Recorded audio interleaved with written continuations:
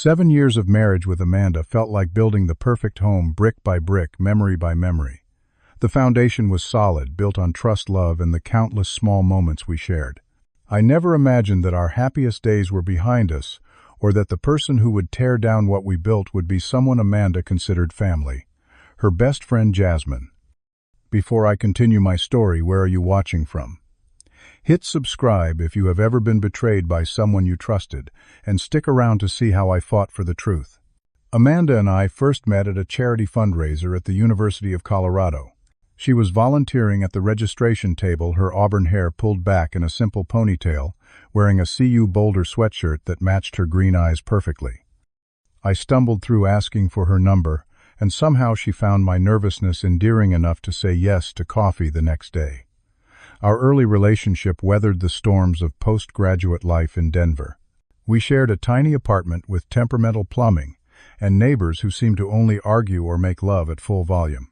Amanda was pursuing her master's in education while I worked 60-hour weeks at a marketing firm trying to establish myself.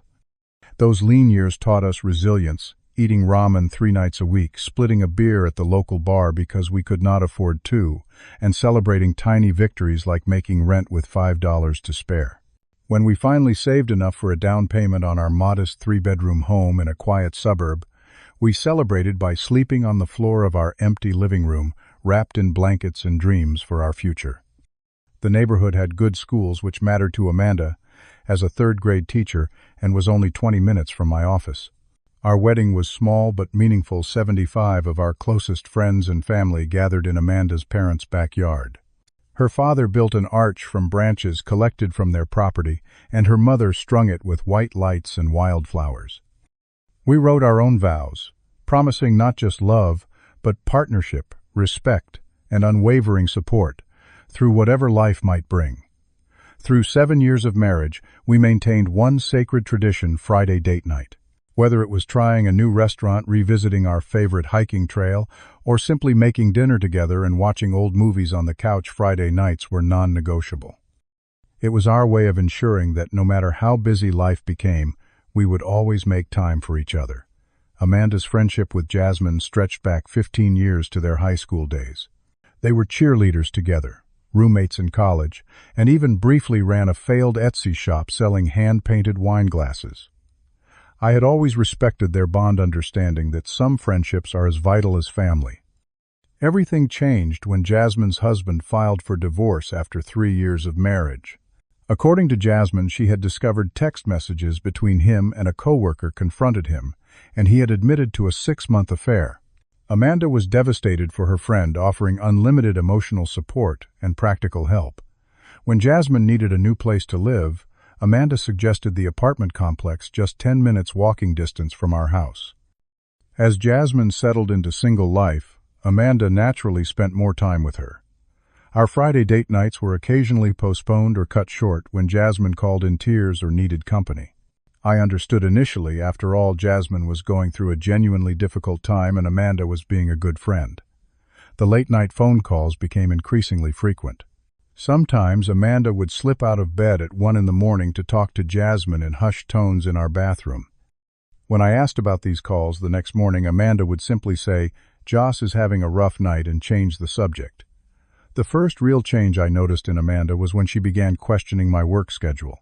After 7 years together, she suddenly wanted detailed accounts of my day, who I had lunch with, why meetings ran late, and why I needed to attend certain business events. This from a woman who had previously trusted me without question. One night, my female colleague Sophia called about a presentation we were working on. Amanda watched me intently throughout the conversation, her arms crossed. After I hung up, she asked pointed questions about who Sophia was and why she was calling so late. It was 7:30 in the evening. When I picked up her phone to check movie times one Saturday, Amanda snatched it from my hands with an uncharacteristic sharpness. "Why are you going through my phone?" she demanded, though this had never been an issue before. We had always had an open phone policy, not from suspicion but from practicality. Amanda canceled our planned trip to visit my parents in Arizona, claiming she needed to help Jasmine pack for her apartment move.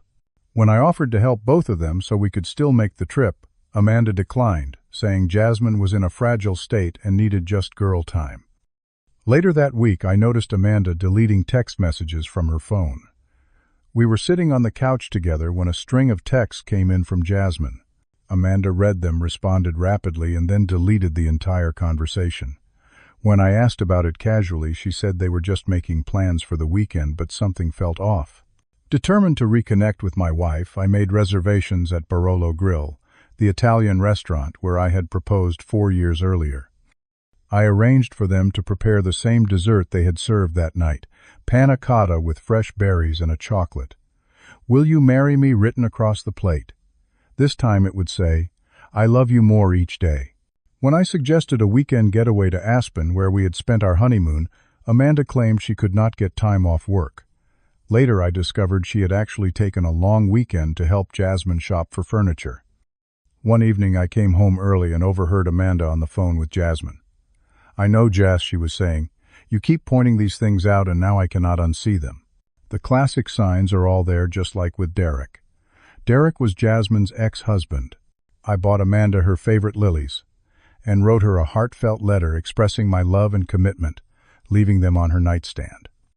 Rather than being touched, she seemed almost suspicious, asking if I was feeling guilty about something. The question left me stunned and confused. In an effort to mend whatever invisible rift was forming, I tried to join some of Amanda and Jasmine's outings, suggesting the three of us go to dinner or catch a movie. Each time Jasmine found a subtle way to decline, or Amanda would explain that Jasmine really needs just me right now. I was being systematically excluded from a growing portion of my wife's life. The real breaking point came on our 7th anniversary. I had been planning for months, securing reservations at Le Bernardin, an upscale restaurant that normally required booking at least 12 weeks in advance. I had hired a violinist to play our wedding song when they brought out champagne. I had even arranged for Amanda's favorite dessert to be prepared, though it was not on the regular menu. I waited at the restaurant for 2 hours. Amanda did not show up, did not call, and did not respond to my increasingly worried texts and calls. Eventually, I paid for the untouched appetizers and apologized to the staff and violinist. Driving home in a state of confused hurt, I checked Instagram and saw Jasmine had posted a story featuring her and Amanda at a downtown bar, cocktails in hand, with the caption, "Girls' Night Rescue." When Amanda finally came home around midnight, I confronted her more hurt than angry. She immediately went on the offensive, accusing me of being controlling and keeping tabs on her. When I pointed out that we had planned our anniversary dinner weeks ago, she claimed to have told me she needed to reschedule a conversation that had never occurred. The argument escalated until Amanda stormed off to sleep in the guest room, leaving me alone on what should have been a night of celebration. Jasmine's presence in our lives continued to grow, seemingly engineered to undermine my relationship with Amanda. She began coincidentally showing up when Amanda and I had plans. If I mentioned taking Amanda to a new restaurant, Jasmine would text minutes later with an emergency that required Amanda's immediate attention. Her comments became increasingly toxic, but cleverly disguised as concern. "I am sure Harley's just stressed at work. That is why he forgot your birthday was coming up, though I had already purchased Amanda's gift weeks earlier." Or men often lose interest after a few years of marriage. It is biology, despite my consistent efforts to keep our relationship vibrant and connected. Amanda began adopting Jasmine's phrases and perspectives. My wife, who had once valued communication and benefit of the doubt, now spoke about typical male behavior and reading between the lines. She frequently referenced Jasmine's ex-husband's infidelity, drawing flimsy parallels to completely innocent actions of mine. The situation worsened when I had to attend a 4-day marketing conference in Seattle. It was a crucial professional opportunity. I was presenting a campaign that could lead to a promotion. Before I left, Amanda was cold and distant. During the trip, she called my hotel room at random times, including once at 3 in the morning. She texted constantly, asking for photos of the conference room and the people I was with. Most alarmingly, she called my boss, Martin, claiming she needed to urgently reach me because of a family emergency when I was in a presentation and had my phone turned off. There was no emergency. She simply wanted to verify I was where I said I was. The incident was deeply embarrassing and raised concerns with Martin about my personal life affecting my professional performance. When I returned home, the distance between us had grown into a chasm. Amanda began keeping her phone locked and would close her laptop when I entered the room. Our conversations became superficial, and any mention of Jasmine's influence on our relationship was met with fierce defensiveness. Without consulting me, Amanda withdrew $10,000 from our joint savings account, money we had been setting aside for a potential down payment on a vacation property. When confronted, she vaguely mentioned personal reasons and accused me of not trusting her. Most nights, Amanda either slept in the guest room or stayed at Jasmine's apartment altogether. Our home, once filled with laughter and comfort, became a tense, silent space where we moved like strangers around each other. The morning that everything fell apart started innocuously enough. My 10 o'clock client meeting was canceled, so I came home early thinking I might surprise Amanda with lunch. Instead, I found her in our bedroom, hastily packing a suitcase, tears streaming down her face. "What is going on?" I asked, fear gripping my chest. She whirled around, startled and then angry. "How long have you been sleeping with Jessica from marketing?" she demanded. The accusation was so unexpected, so completely fabricated, that I actually laughed in shock. "What? There is no Jessica in my department. I do not even know a Jessica in the entire company." Amanda threw a printed photo on the bed. It showed a man who resembled me from behind sitting at a restaurant table with a blonde woman. The image was grainy and clearly taken from a distance. "Jasmine saw you last Tuesday at Morton's Steakhouse. She was meeting a client and spotted you with her." I picked up the photo, studying it carefully. "Amanda, this is not me. I was at the quarterly review meeting last Tuesday evening. The entire team was there. Martin can confirm it." "Stop lying," she screamed, more distraught than I had ever seen her. "Jasmine said you have been seeing this woman for months. She has seen the text messages, the gifts you have bought her. She was trying to protect me from being humiliated, but I deserved to know the truth." My mind raced, trying to comprehend what was happening. Text messages, gifts, Amanda. None of this is real. I have never been unfaithful to you. Not once in 7 years. "I am going to stay with Jasmine for a while," she said, zipping her suitcase with finality. "I need space to think about what I want to do. Jasmine thinks we should divorce, that I deserve better, and right now I am inclined to agree." In that moment, I realized the full extent of what was happening. "Everything you are accusing me of came from Jasmine, did not it?" I asked quietly. Amanda nodded, chin raised defiantly. She has been looking out for me while I was too blind to see what was happening. She recognized the signs because she went through the same thing with Derek. And you believe her over me. Your husband of 7 years, she has evidence, Harley. The restaurant citing the texts, the late nights at work, the secret phone calls. It all fits. "None of that is real," I insisted, desperation creeping into my voice. "Let me prove it to you. Call my boss right now. Check my phone, my email, anything." But Amanda was beyond reaching. She had made her choice to trust Jasmine's elaborate fiction over our shared history and my desperate pleas of innocence. She walked out the door, taking my heart and my faith in our relationship with her. For 2 weeks, I lived alone in our house, surrounded by reminders of our life together. Pictures from our honeymoon in Aspen, the mismatched coffee mugs we had collected from various road trips, Amanda's reading glasses still on her nightstand alongside the novel she would never finish in our home. My calls and texts went unanswered. When I drove to Jasmine's apartment, no one came to the door, though I could hear movement inside. Amanda's parents, who had always treated me like a son, would not return my calls. Her father finally texted me to give Amanda space and consider what you have done to her. Friends began taking sides. Some expressed disbelief at the accusations, while others distanced themselves, uncertain what to believe. My colleague Sophia, whom Amanda had once suspected was the mysterious Jessica, reached out in confusion after receiving a hostile message from an unknown number accusing her of home wrecking. I fell into a depression, missing work and barely eating. The injustice of being condemned without evidence or even a fair hearing crushed my spirit. I questioned everything. Had I somehow been neglectful without realizing it? Had I given Amanda reason to doubt my fidelity? The answer was always no, yet my world had collapsed anyway.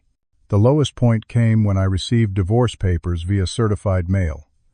Amanda was filing on grounds of infidelity, seeking full ownership of our house and substantial alimony.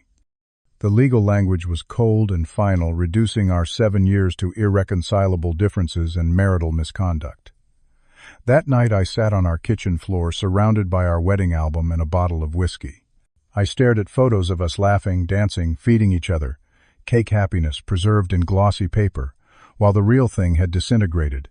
My phone buzzed with a text from an unknown number. I always knew you were cheating.